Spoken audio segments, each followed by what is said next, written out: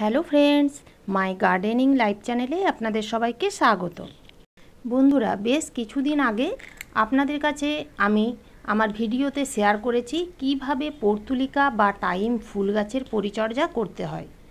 তো আমি আজকে যে বিষয় নিয়ে আলোচনা করব তা হলো কিভাবে পর্তুলিকা ফুল গাছের ডাল থেকে মাত্র 5 থেকে 6 দিনের মধ্যেই নতুন নতুন চারা তৈরি করতে পারবেন। বন্ধুরা, এখানে যে সকল পর্তুলিকা বা টাইম ফুলের গাছগুলি আপনারা দেখতে পাচ্ছেন সবই কিন্তু আমি কাটিং থেকে বড় করেছি। এই গাছ অল্প পরিচর্যাতে প্রচুর ফুল দেয়। নতুন ছাদ বাগানিরা বা যে সকল বন্ধুদের হাতে সময় অনেক কম অথচ গাছ লাগাতে ভালোবাসেন, সেই সকল বন্ধুরা অনায়াসে এই রং বেরঙিন পর্তুলিকার কাটিং লাগিয়ে বাগান বা ব্যালকনিকে সুন্দরভাবে সাজাতে পারেন। এই পর্তুলিকা গাছের শেকড় খুব একটা মাটির বেশি গভীরে যায় না, তাই যে কোনো ছোট ছোট পাত্রেই আপনারা এই কাটিংগুলো লাগিয়ে দিতে পারেন এবং গাছ ভর্তি কিন্তু আপনারা ফুল পাবেন। কিভাবে আমি কাটিং থেকে এত চারা তৈরি করেছি চলুন দেখিয়ে দিই। প্রথমে আমি কয়েকটা এরকম পর্তুলিকার ডাল কেটে নিয়েছি। এরপর দেখুন, এই ডালগুলোর নিচের দিকে কোনো পাতা কিন্তু রাখবেন না, শুধুমাত্র উপরের দিকে পাতাগুলোই রাখবেন। আমি দেখুন এইভাবে প্রত্যেকটা ডালের নিচের দিকে পাতাগুলো এইভাবে কেটে বাদ দিয়ে দিলাম। এরপর আমি যে পাত্রটিতে এই ডাল কাটিংগুলি লাগাবো সেই পাত্রটির নিচে একটা ফুটো করে নিয়েছি। এখানে আমি এই প্লাস্টিকের যে গ্লাসটি দেখতে পাচ্ছেন এই গ্লাসটির মধ্যে আমি কাটিংগুলো লাগাবো। তো আপনারা চাইলে যে কোনো মাটির পটেও লাগাতে পারেন। যে পটেই লাগান না কেন অবশ্যই যেন নিচ দিকে হোল থাকে। আমি এখানে এই গ্লাসটির মধ্যে দেখুন এইভাবে ছোট ছোট ছিদ্র করে নিয়েছি। আপনারা চাইলে প্লাস্টিকের গ্লাসে গরম ধূপ দিয়ে গলিয়ে ফুটো করে নিতে পারেন। এরপর যে মিডিয়াতে আমি কাটিংগুলো লাগাবো তাতে নিয়েছি 80 ভাগ বাগানের মাটি, 10 ভাগ গোবর সার। গোবর সারের বদলে আপনারা ভার্মি কম্পোস্ট নিতে পারেন এবং নিয়েছি 10 ভাগ বালি। সবগুলো খুব ভালো করে মিক্স করে নিয়েছি। এরপর এই তৈরি করা মাটি আমি গ্লাসের মধ্যে ভরে নিচ্ছি।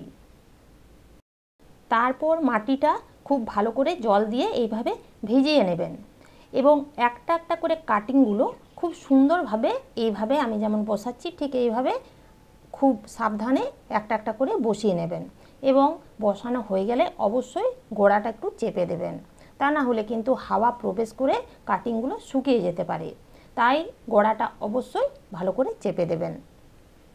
অনেকেই বলেন গাছের ডাল কাটিং করে চারা তৈরি হয় না, তবে বন্ধুরা আমার বাগানে বেশিরভাগ গাছ কিন্তু ডাল কাটিং করেই তৈরি করা।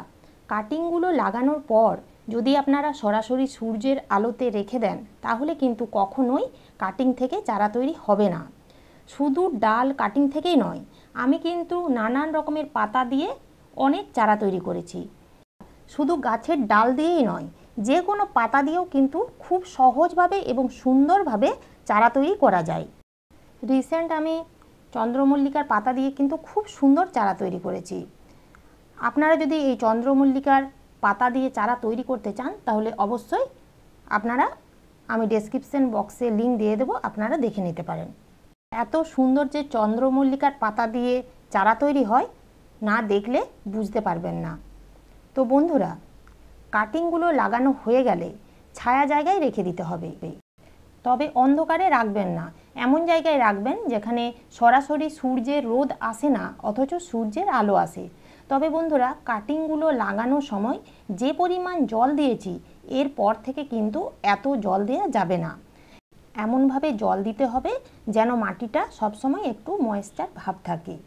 বেশি বেশি করে যদি জল দেওয়া হয় তাহলে ডালগুলো কিন্তু পচে যেতে পারে, তাই অতিরিক্ত জল দেওয়া যাবে না।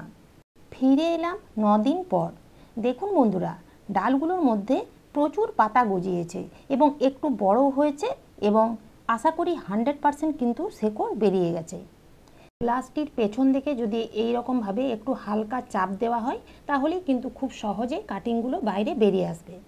দেখুন বন্ধুরা, তবে খুব সাবধানে আপনারা চাপ দেবেন, কারণ এই গাছের শেকড়গুলো তো খুব একেবারেই নরম এবং একেবারেই পাতলা সুতোর মতো হয়, তাই ছিঁড়ে যাওয়ার চান্স থাকে। অবশ্যই আপনারা একটু সাবধানে এইভাবে তুলে নেবেন। তাহলে দেখুন বন্ধুরা কতটা পরিমাণ এবং কত সুন্দর শেকড় বেরিয়েছে। একইভাবে নানান জায়গায় আমি এইভাবে পর্তুলিকার কাটিং লাগিয়েছি এবং সেই পর্তুলিকার গাছ থেকে কিন্তু আমি সুন্দর ফুল পাচ্ছি।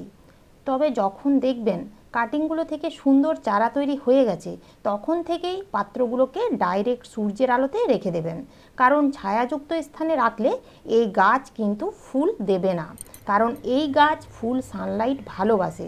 তাই ফুল যদি আপনারা পেতে চান এবং অধিক মাত্রায় পেতে চান, তাহলে অবশ্যই ফুল সানলাইটে রাখতে হবে।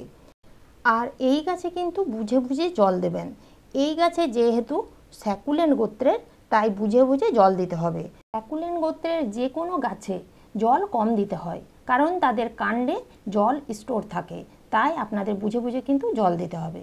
তো আজ এই পর্যন্তই। আপনাদের যদি ভিডিওটা ভালো লেগে থাকে তাহলে প্লিজ একটা লাইক, শেয়ার এবং সাবস্ক্রাইব করে পাশে থাকবেন। ধন্যবাদ।